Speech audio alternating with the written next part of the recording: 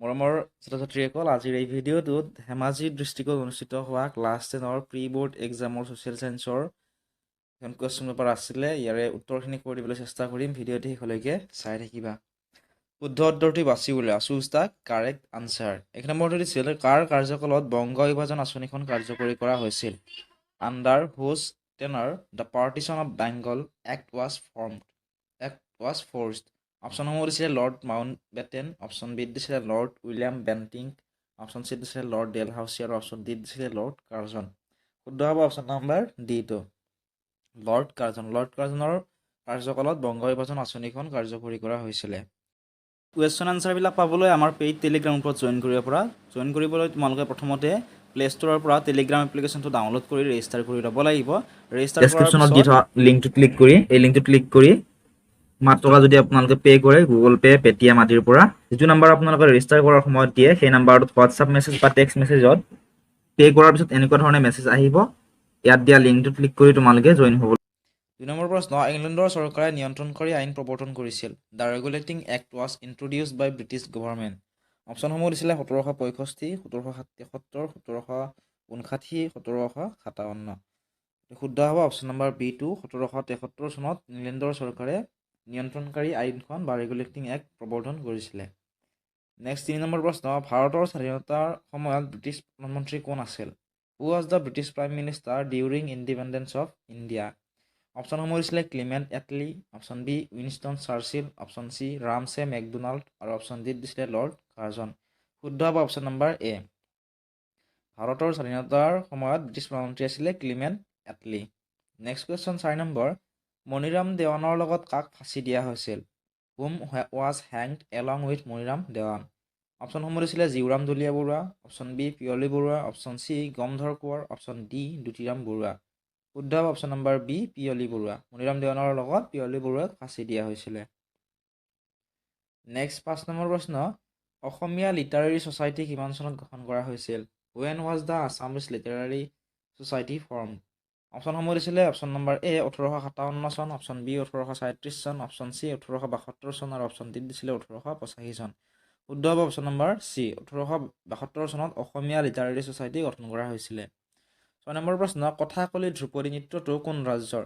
The classical dance Kathakali belongs to? অপশ্যনসমূহ দিছিলে তামিলনাডু, অন্ধ্ৰপ্ৰদেশ, কেৰেলা আৰু অসম। শুদ্ধ হ'ব option number C Kerala. Kathakali ধ্ৰুপদী নৃত্যটো কেৰেলা ৰাজ্যৰ। তোমালোকক যদিহে ইয়াৰে কুৱেশ্যন পেপাৰৰ লগতে PDF সমূহ লাগে, তোমালোকে আমাৰ পেইড টেলিগ্ৰাম গ্ৰুপত জইন কৰি ল'ব পৰা। লিংকটো ডেছক্ৰিপশ্যনতে দি থোৱা আছে। নেক্সট 7 নম্বৰ, তলৰ কোনটো চতুৰ্থক বৃত্তি নহয়? Which one of the following is not a quaternary occupation? অপশ্যনসমূহ দিছিলে প্ৰচাৰ মাধ্যম, প্ৰশাসন, যাতায়াত আৰু বেংক। শুদ্ধ হ'ব অপশ্যন নম্বৰ চি টু, যাতায়াতটো চতুৰ্থক বৃত্তি নহয়। 8 নম্বৰ প্ৰশ্ন, তলৰ কোনটো মানৱ সৃষ্ট সম্পদ? Which of the following is man made resource? Option দিছিলে নদ নদী, খনিজ তেল, জলসিঞ্চনৰ নলা আৰু অৰণ্য। ইয়াৰ ভিতৰত শুদ্ধ হ'ব অপশ্যন নম্বৰ চি টু, জলসিঞ্চনৰ নলা হৈছে মানৱ সৃষ্ট সম্পদ, মানে মানুহে নিজে সৃষ্টি কৰা বা বনোৱা। নেক্সট 9 নম্বৰ, এচিড বৰষুণ সাধাৰণতে সৃষ্টি হয়। Acid rain generally occur in? অপশ্যনসমূহ দিছিলে মেৰু অঞ্চলত, অৰণ্য অঞ্চলত, ঔদ্যোগিক অঞ্চলত আৰু ঘাঁহনি অঞ্চলত।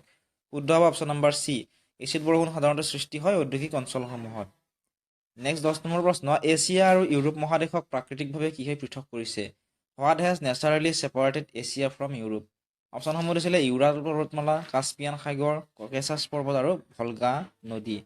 শুদ্ধ অপশ্যন নম্বৰ এ টু, এছিয়া আৰু ইউৰোপ মহাদেশক প্ৰাকৃতিকভাৱে ইউৰাল পৰ্বতমালাই পৃথক কৰিছে। নেক্সট কুৱেশ্যন 11 নম্বৰ, 2011 চনৰ ভাৰতৰ লোকপিয়লৰ মতে অসমত নগৰীয়া জনসংখ্যা হ'ল? According to 2011 census of India, the urban population percentage in Assam is? Option A দিছিলে 12.90%, অপশ্যন বি 14.09%, অপশ্যন চি 14.90% আৰু অপশ্যন ডি দিছিলে 12.09%। শুদ্ধ হ'ব অপশ্যন নম্বৰ বি টু, 2011 চনৰ লোকপিয়লৰ মতে অসমত নগৰীয়া জনসংখ্যা হৈছে 14.09%। নেক্সট 12 নম্বৰ প্ৰশ্ন, ব্ৰিটিছ চৰকাৰে কেতিয়া ভাৰতলৈ কেবিনেট মিছন পঠাইছিল? When did the cabinet mission sent to India by the British government? Option A দিছিলে 1935 চনৰ আগষ্টত, অপশ্যন বি 1946 চনৰ মাৰ্চত, অপশ্যন চি 1945 চনৰ জুলাইত, অপশ্যন ডি 1947 চনৰ আগষ্টত।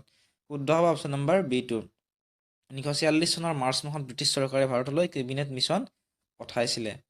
নেক্সট কুৱেশ্যন ৰাষ্ট্ৰসংঘ দিৱস পালন কৰা হয় UNO day is observed on option A দিছিলে 24 September option B 24 October option C 24 November option D 24 December শুদ্ধ হ'ব অপশ্যন নম্বৰ বি টু ৰাষ্ট্ৰসংঘ দিৱস পালন কৰা হয় 24 অক্টোবৰ তাৰিখে নেক্সট কুৱেশ্যন 14 নম্বৰ ৰাষ্ট্ৰসংঘৰ বৰ্তমানৰ সচিব প্ৰধানগৰাকী কোন who is the present secretary general of UNO option দিছিলে Trygve Halvdan option B Antonio' Guterres option C Kofi Annan option D Ban Ki Moon শুদ্ধ হ'ব অপশ্যন নম্বৰ বি টু এণ্টনিঅ' গুটেৰছ হৈছে ৰাষ্ট্ৰসংঘৰ বৰ্তমান সচিব প্ৰধান নেক্সট কুৱেশ্যন 15 নম্বৰ দক্ষিণ পূব এছিয়া জাতিসমূহৰ সংস্থাৰ মুখ্য কাৰ্যালয় ক'ত অৱস্থিত where is the headquarter of the organisation of association of South East Asian nations চমুকৈ ASEAN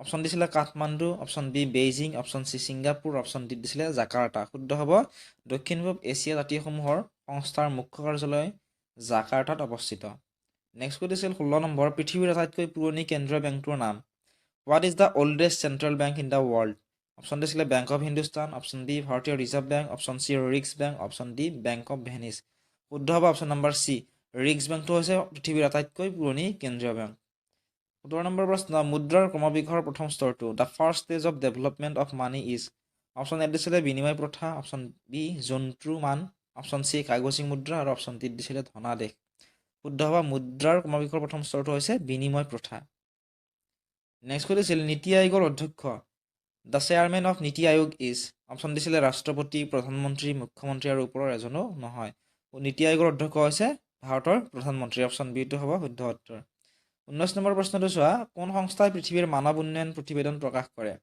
which organisation publish the world human development report option A দিছিলে HDI option B UNDP option C NITI Aayog option D WWT শুদ্ধ হ'ব UNDP নামৰ সংস্থাটোৱে পৃথিৱীৰ মানৱ উন্নয়ন প্ৰতিবেদন প্ৰকাশ কৰে 20 নম্বৰ প্ৰশ্ন 2022 চনত অসমৰ মুঠ ৰাষ্ট্ৰীয় উদ্যানৰ সংখ্যা কিমান what is the total number of national parks in Assam 2022 option A দিছিলে 5 অপশ্যন বি দিছিলে 6 অপশ্যন চি 7 আৰু অপশ্যন ডি দিছিলে 8 2022 চনত অসমত মুঠ ৰাষ্ট্ৰীয় উদ্যানৰ সংখ্যা হৈছে 7খন গতিকে অপশ্যন চিটো হ'ব শুদ্ধ উত্তৰ ইয়াৰ পিছত যিকেইটা আহিছিলে VSৰ কুৱেশ্যন ইয়াৰ ভিডিঅ'টো আমি নেক্সট অন্য এটা ভিডিঅ'ত আপলোড কৰিম যদি চাবলৈ বিচাৰা চেনেলটো ছাবস্ক্ৰাইব কৰিবা আৰু প্লেলিষ্ট ছেকশ্যনত গৈ ভিডিঅ'টো চাব পাৰিবা কুৱেশ্যন পেপাৰসমূহ তোমালোকে আমাৰ ফেচবুক পেজতো পাবা ডেছক্ৰিপশ্যনত লিংকটো দি থোৱা আছে ফ'ল' কৰি ল'বলৈ নাপাহৰিবা আৰু যিসকলে পেইড গ্ৰুপত জইন হোৱা নাই জইন হৈ ল'বা লিংকটো ডেছক্ৰিপশ্যনতে দি থোৱা আছে